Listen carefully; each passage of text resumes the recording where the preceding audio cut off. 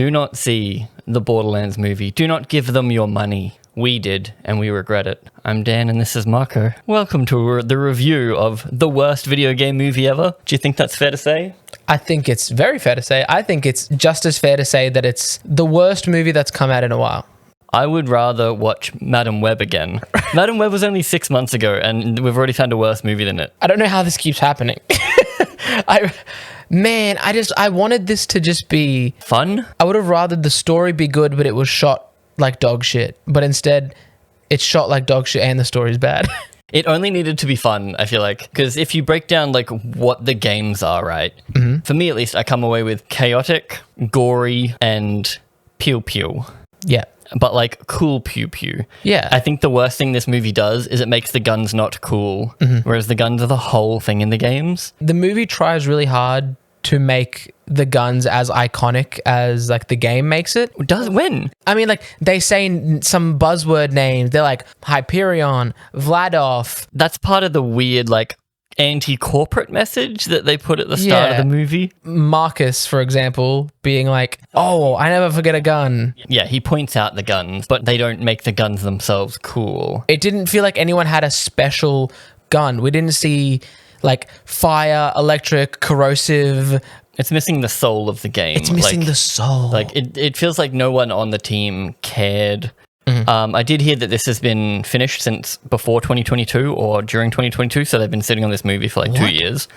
And the co-writer of the movie, so it was Eli Roth, who also directed most of the movie. Some other guy came in to direct the rest. But the second writer on the movie isn't Joe Abercrombie. That's a pseudonym. The actual writer didn't want his name on this movie. Oh, no. He was so ashamed of it that he got his name removed and swapped for a random name. And fair enough, I wouldn't want my name on it either. Yeah. If this movie went for 10 minutes and was a Freddie W. YouTube video from 10 years ago, I'd be like, that was pretty cool. Yeah, this is you'd be like, oh, damn, Smosh did a really good job on this trailer. Giving it to Freddie W. is too mean to Freddie W. I saw someone on Facebook say that this movie had them in stitches. I didn't smirk during this movie. I didn't nose breathe throughout and this movie. I wanted to give this movie a chance. I knew it was going to be dog shit going into it, so I went in with on the floor expectations, and it still gave me nothing. I didn't even want to giggle.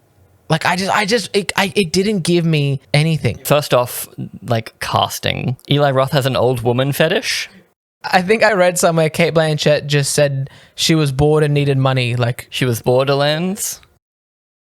But I think she was like bored and wanted money. Then how do you explain Tannis being Jamie Lee Curtis? What a strange thing to do to Tannis. Because Jamie Lee Curtis is like your fun auntie, but she loves Diablo and like World of Warcraft. Put up the picture of her in cosplay. Tannis from the games is a smart scientist who gets kind of like coalesced into doing things for the bad guys of the game. Well, in this, she's decided that Tannis should be heavily autistic, but not like a deep portrayal of autistic. It was like autistic from 2003. I feel like that's just Jamie Lee Curtis's acting style. But then they're like, you're a scientist, so she just like times it by a bit. It's like her character in Freaky Friday was like a bit anal. So maybe because they were going to want to reshoot that, maybe she's getting back into character a bit. The tall, muscular soldier, Roland, is Kevin Hart. I don't find Kevin Hart funny anyway, so he didn't stand a chance for me in this movie. The only person I had any hope for was Ariana Greenblatt as Tiny Tina, because I'm like, oh, Tiny Tina's fun. She's an insane person, but she's also nothing. Because everyone else is super nothing. If you make her be full Tiny Tina, it would really overshadow everyone else's characters. Good.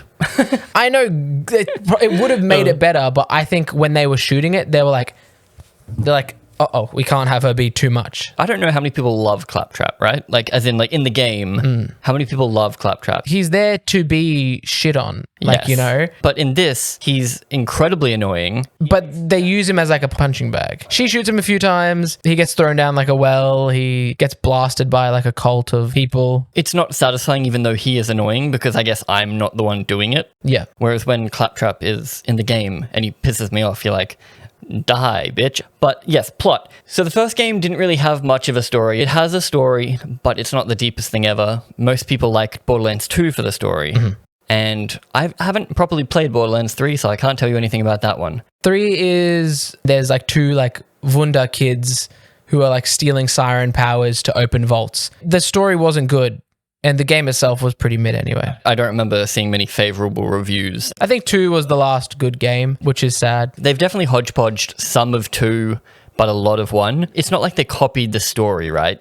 They've butchered it and taken the weirdest things. Going into just adapting Borderlands 1 as a movie would have been tricky because the story doesn't come in until halfway. So at first, the story is just you're looking for the vault. Angel contacts you, though, immediately. Yeah, so that's but like the actual like story, the meat and potatoes, like the Crimson Lance. That's I think why people like 2 so much is because there's like a story all the way through. I think they went into it thinking we're going to do James Gunn's Suicide Squad meets James Gunn's Guardians of the Galaxy. Yeah. But we're not going to hire James Gunn. We're going to hire this random horror director who in my brain, I hear Eli Roth and I'm like, oh yeah, he's good. And then I looked up his IMDb and I'm like, oh, Eli Roth bad. Well, like the only movies that I remember that he's done are the Hostel movies. Like that come to mind like immediately. People have said that this movie was originally shot as an R-rated like gore fest, but then the studio saw it and was like, oh no, we can't do this. They obviously greenlit that to begin with. That was stupid. But then they decided to cut it down to PG, which means you don't get any blood. You don't even see bullet wounds. Yeah, the first moment it became super obvious to me was basically they line up this sniper shot. It's Lilith shoots him in the chest and he goes, ugh, and falls over. Yeah. And it's like no blood, no gore, no effects. I'm like, what the fuck am I watching? Nothing. It was like 3 minutes in that we realized this was not going to be a good movie. I played the game like later that night and then I was like, maybe the games aren't as gory as I remember. And then I headshot someone and it was like confetti's worth of like blood. And all of the deranged, crazy psychos are just kind of like, rawr. Story. So Lilith is a down on her luck bounty hunter who is a bad girl. She Jojo Siwa. Lilith has like this backstory where she was abandoned by her mum as a child. She was born on Pandora. Yes, and she was taken by Tannis, and Tannis hasn't aged, and Lilith is now 50. Like they show her as a little girl and now she's 50. I'm like, what the fuck is happening? Space doesn't age. And that's in like the last 20 minutes of the movie, which is already confusing enough that they decide that. So they obviously have this like overarching plot of we need to get to the vault, and then they get in there and all it is a big subscribe button. The whole thing starts with narration because they need to tell us that Pandora was once inhabited by Iridians, who are an alien race with a bunch of technology. Atlas apparently made a bunch of money off alien technology.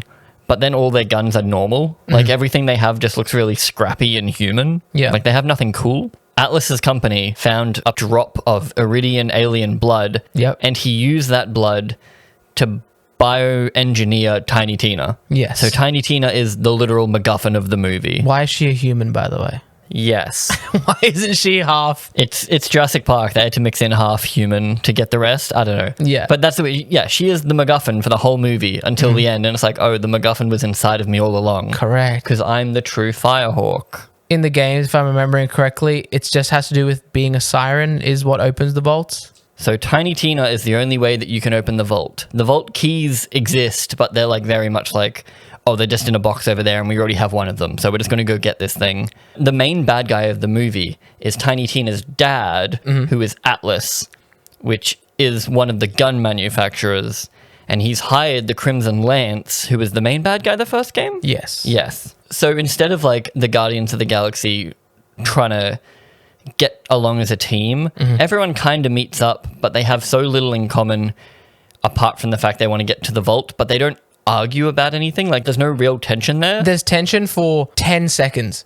What is the tension of even about? Like Tiny Tina's trying to kill Lilith. it's a misunderstanding, isn't it? It's a misunderstanding, but not in a fun way. Tiny Tina's like, you're just another person trying to kidnap me, you're another bounty hunter, and then like tries to bomb her, and then the psycho comes after her, and then as soon as the Crimson Lance shows up, it's like, we're all friends now. Like, So our team is Krieg, Claptrap, Roland, Lilith. It's 2 Borderlands 2 Tannis. characters and 2 Borderlands 1 characters. Pretty much. And Tannis comes in pretty early on, actually. But she doesn't do anything either. Tannis is our mantis. They want to do that Guardians of the Galaxy stuff, but then they decide like halfway through that what they actually want to make is The Mandalorian. So then we have Lilith looking after Tiny Tina. Yeah. She needs to look after her, and she's like, oh, my mum abandoned me. I'm the lost soul. I'm going to look after this child. But because it's just randomly halfway through, and Tiny Tina doesn't need her at all. They're like, you remember Logan? Let's do Logan, but that's what I mean by Mando. It's Logan. It's The Last of Us, and it becomes super obvious at the very end because they do the girls get it done when they defeat the bad guy. It's Lilith and Tiny Tina like arm in arm. None of the other team are in sight or have done anything for ages there. I think I've skipped over a bunch. What did we do for the majority of the movie? So Roland saves Tiny Tina from an Atlas space facility because she's being locked up there. And we get a terrible hallway fight. They've set up a hallway fight. They have people. They have Roland in a hallway. And it's the worst choreographed hallway fight I've seen in a very long time. Also, why are there psychos on their space station? It was really just so they could be like, hey, look, a psycho. We needed him to join the movie. He's Groot, by the way. He is Groot. And then they go to Pandora. Elsewhere, Lilith is recruited by Atlas to go to Pandora to save his daughter. You need to save my precious, beautiful daughter. Yes. She goes to Pandora, which she hates. I don't want to go back to that place. She meets Marcus. Oh my God, a character we know. Boring. Lilith's whole thing at the start of the movie is, I don't want to go back to Pandora. And then she gets to Pandora and like it's dusty, but like she goes into Sanctuary and everyone's having a party. Like Sanctuary doesn't seem bad. Before that, she goes to Firestone, which is the first location in Borderlands 1. And you're like, oh shit, we're going to see Firestone. And it's just like... It's an empty town, isn't it? It's just like a junkyard and you see like her walk through one little section and then she's like on the other side of it. Yeah. Meanwhile, it's like you should have had that be a little junker settlement. Well, isn't that where you meet Zed in the first game? That's where you meet Zed. That's where like Claptrap takes you. That's where... No Zed in the movie, so you don't get an insane surgeon. Like, that's a fun thing you could put in your movie to be if like, you think hey, about look. it, the only people who communicate are characters from the games. I feel like there's no other characters. There's no NPCs. It doesn't feel like an actual world, because like if you were doing this, wouldn't you want this world to feel lived in and like actually set everything up? But maybe that was all lost in the edit when they had to make it PG. Because like Sanctuary seems like a fun place. You got street vendors, you've got hookers. It should be grungy. And because no one dies and like whenever they go see bandits, it's like, this is the bandit place. When I say one of the tenets of Borderlands is chaotic, I don't mean the story to the point where I would check my phone halfway through and realize we're an hour into this movie. And it had felt like 4 hours. Yeah. You can't tell where you are. There's no real progression through the movie. Like, they're not getting closer to succeeding at any point. I guess I'll gauge the movie's progression by like how many relics they get. They get one. They get one because the first one was already there and the last one is technically also already there. Yes. And then turns out it didn't matter anyway. But then they go on their wacky adventures. It feels like there was a lot of times where they escape a small obstacle and stop and then just kind of hang out for a while. And then there's a small thing they have to do. They do that small thing and then they stop again. And then they all chat for a bit. Claptrap makes the worst things ever. He shits nuts and bolts for like a good minute and everyone's just like, why didn't you just use the voice actor for Claptrap? And the writer. I know Gearbox and him had a disagreement or something, right? You need to look this up. I'm pretty sure there was some kind of disagreement. The Claptrap voice with actor? the Claptrap voice actor and Gearbox. So maybe that's why they didn't want to use him. You see, voice-wise, I think Jack Black did fine. It was just his lines sucked. But I think it would have been easier for someone who's played this character in many renditions. But then you don't have Jack Black's name on it. You need Jack Black's name on it. But you could have had Jack Black be Brick or something. Another weird thing with Claptrap is he was programmed by Lilith's mum 37 years ago to lay dormant until Lilith returned, and somehow he knew when she landed on Pandora, and he woke up, and then he is annoying the whole movie until he gives her a flashback because they're just together, and he just sees a thing, and he's like, ah yes, it's almost the end of the movie, I need to unlock your special abilities now. Quick, my MacGuffin will MacGuffin. And she becomes the Firehawk. There's really nothing to say about the middle of this movie. Look, the story's just dog shit. First action scene, we've got them running away from the Crimson Lance. They somehow survive because they're in a car and it's just like they're completely okay. Second one is against the psychos underground, right? So then that's over pretty quickly and that's shockingly edited in a small space to the point where it's like you don't know how anyone's alive. Yeah. There's a lot of bullets going off. No, that's the thing. And I pointed this out during the movie. They show people who have guns, but when they fight our main party, they all switch to Melee. even though like a big portion of the enemies that you fight in Borderlands are shooting at you. Well, they can't get shot because no one has overshields. Yes. Until Atlas in the last 5 seconds has a shield. What I really hated about this movie was it was shot very dog shittily. I was watching the trailer and I was like, oh yeah, the movie just felt like the trailer, as in they cut every 2 seconds. Yes. Like on the beat almost. It was so fucking rapid. There was lots of cuts. There was a lot of really bad CG.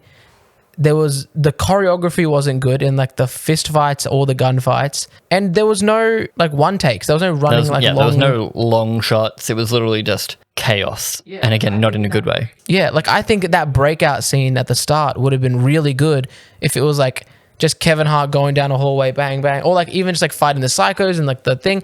There was ample opportunities to use like one takes, going past every character, using their different guns or abilities, doing things. You know what did that? Everyone calls Doom a terrible video game movie. Mm-hmm. Doom is a terrible movie, but it is fun and gives you that rip and tear like the video games. Yeah. And you get that one shot take at the end that's like POV, and the whole point of it is to mimic the games. So every other bad video game movie at least tried to emulate the feeling of the games.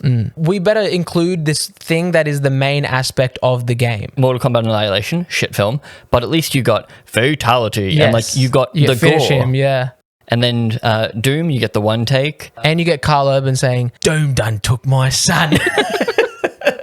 Doom done subscribe to my channel. I saw the Warcraft movie premiere opening night, and as soon as it's just Warcraft guy going across a bridge, and you hear and the whole crowd went fucking nuts for a Mirelurk. Just the noise. There's nothing like that in this film. There's nothing that's cool. They think the member berries in this movie are that. Do they even show them? It's like, because I've played Borderlands. I feel like I should have noticed more things. The one thing that almost got a reference out of me, like was in Moxie's... That 90-year-old husk of a woman with the big boobies. Off to the side, there's a man playing the slots. Yes. And that almost got something out of me, but he didn't blow up. Like, how do you not have him pull, and then he's just in the background, and then you just see him go, oh, fuck! Yeah. And then he just explodes, because, like, that's Videogame. They don't even have, like, the good gag of, like, in the game, they have, like, midget shotgunners, and when they shoot, they get blown off their feet. Have that joke in there, at least. Another thing they could have done, TDR guns. The one thing I wanted when we walked in was I wanted someone to run out of ammo and just throw their gun and then have their gun explode. Yeah. Because that's fun. And all you wanted was Jack Black singing, and you got it. And I got it. Yay! I'm claptrapping, I'm clapping and trapping. No, he's scanning, and he's like, scanning. Basically, Claptrap would do something, and he'd just start saying the thing to music. That's the unfortunate thing about Jack Black now, is they're like, just go in there and riff, Jackie Do the boy. thing. Do the thing. But don't say swear words or do anything funny. Correct. Don't actually do anything funny. We have quotas to fill. They don't give anybody their special like abilities, because she only discovers her powers at the end. Lilith, it's like, yes, she does some like Siren Firehawk stuff. She phase walks twice in the whole movie. She makes people invincible. Is that her thing? Because I remember Maya in the second one, you can put orbs around people and like raise them into the air, and I thought that's what she was doing. Yeah. She gave them shields. It was an overshot that lasted forever. Yeah. And she was like shooting fireballs and like flying about, which was like, okay, yep, cool, it's a movie. But they didn't give Roland like a turret. They didn't give him like, you know, they didn't make him like more like the Gunzerker or something. He didn't shoot better than anyone. He didn't. He honestly, he barely shot. And he has the shitty I am Groot sacrifice in the last thing. I definitely thought Psycho was going to do it. It should have been Psycho. And I think it might have actually been Psycho in the script. And then they're like, shit, dude, everyone's going to realize we've just copied Guardians. But then like what significance did having Psycho instead of Roland in that last fight have, so they could make him fight the big guy? Psycho's in the last fight anyway, though. Yeah, I know, because Roland also comes back. Yes, Roland gets swarmed by people, should be dead, just comes back. This movie is dog shit. I think the worst sin this movie does is it's boring. It's not so bad it's good. Yeah. It's so boring it's irredeemable. Yeah, we literally sat there in silence the whole time, apart from the 2 seconds where you wrote kill me on your phone, because nothing happens. It's like you just stare blankly at this screen. All the characters are so surface level. It's just Homelander meme. I'm just like, it gets no emotion from me. Like, I don't care about anyone because it's also surface level. They don't push the mother-daughter thing at all until the last like 5 minutes. This really should have been a Atlas hires the original 4 Vault Hunters. He hires them all separately. They all are after Tina, and then they all get to her at the same time. She eludes them. They all fight each other. Then they team up to get her. Why make Tina a MacGuffin though? Like, if you need to use Tina as if you don't want to make it stray too far, through getting her, they realize there's a bigger picture and they find out Atlas is bad. And then they're like, no, let's go after him and slash the vault. I feel like I would have just copied the second game more, have them all on the bus, and just do Handsome Jack as the bad guy. Yes. Why wasn't Handsome Jack in this movie? Because then you've still got Hyperion as the evil faction. So you've still got your faceless evil faction, but you've actually got an interesting bad guy. But also then you could have Lilith and Roland be there as like the resistance. Have them anchored in the world. But instead it's, I don't know, they try to force so much into nothing. Well, the fact they dumped it down to PG for mass market appeal. This movie needed a bit of blood. Even after Deadpool had proven that you can make money. Like, why? But yeah, I have never had less fun watching a movie. No, that's probably not true. Even Madam Web was like... Madam Web was fun bad. At times. Like, yes. It was so stupid. That's the thing. This movie wasn't so bad, it was good. This was... I can't remember the Assassin's Creed movie. It's possible that was this bad. Oh, Michael Fassbender? I might have to watch that again. But this movie fucking sucked. Do not go see it. Don't. But if you liked it, tell us. Please defend this movie.